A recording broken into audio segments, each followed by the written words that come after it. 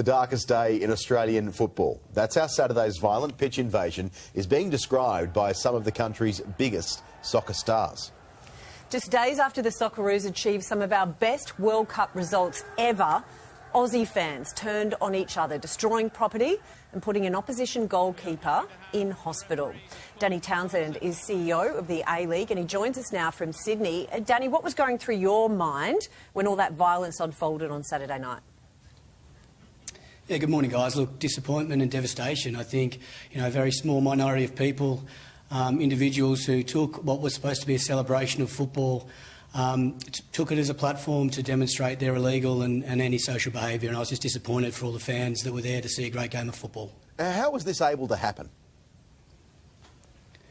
Look, I think, with any type of situation like we had on the weekend, you've got individuals that went there and packed balaclavas and went to a football match to cause trouble, and it's really a disappointing situation that we need to work with authorities to ensure that it never happens again. Danny, do you take some responsibility, though, because we knew that tensions were running high? The derby is always a heated match, but of course there was so much tension with the decision to sell those grand finals to Sydney. Quite frankly, did you do enough? Look, I think, at the end of the day, we had 11 football matches over the weekend, 10 of which allowed peaceful protests of our fans who have a voice. That's part of the tradition of football, that fans have a voice, and they did so in a respectful manner, and we listened and we absorbed those protests. But this was not a protest. This was criminality, and we've got to make sure that our game isn't used to camouflage criminals into the future. So how do you do that? Because some of these thugs were already serving life bans. That's clearly ineffective. What next? How do you stop this happening again? Yeah, look, we need to work really cooperatively with Victoria Police, or all police across the country in our stadiums, our stadium operators, our security teams, to ensure that we are vigilant. We can't allow this to ever happen again in our game. Our game is an inclusive game. It's for families. Our active support, this is not a reflection of them at all. Our active support across the country have for years been the lifeblood of our game, and we need to keep it that way. Do you think fans have lost faith in you running the game? I don't think so. I think, when you're running a game, you've got to make tough decisions for the long-term viability of the league. For us, we know we've got some momentum behind us. Our numbers across the A-League are growing. We've had a fantastic World Cup. The Socceroos did an amazing job. And we've got to make decisions that allow our sport to take on the big sports in this country. And you only do that by looking forward, and that's what we're doing. Will there be any reconsideration of the plan to move the grand finals to Sydney?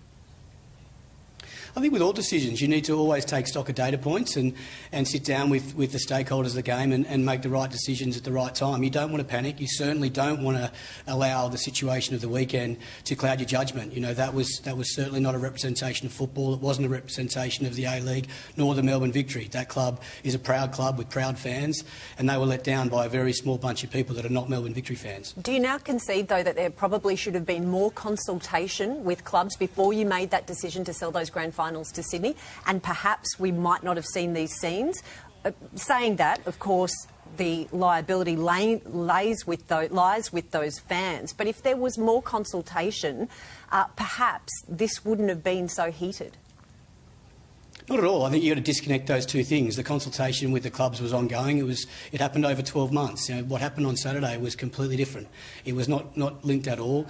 The peaceful protests across the other clubs were absolutely a reflection of that decision, and one that we'll work with those supporter groups over the next week to continue to hear them and listen to them and make the right decisions on behalf of the game.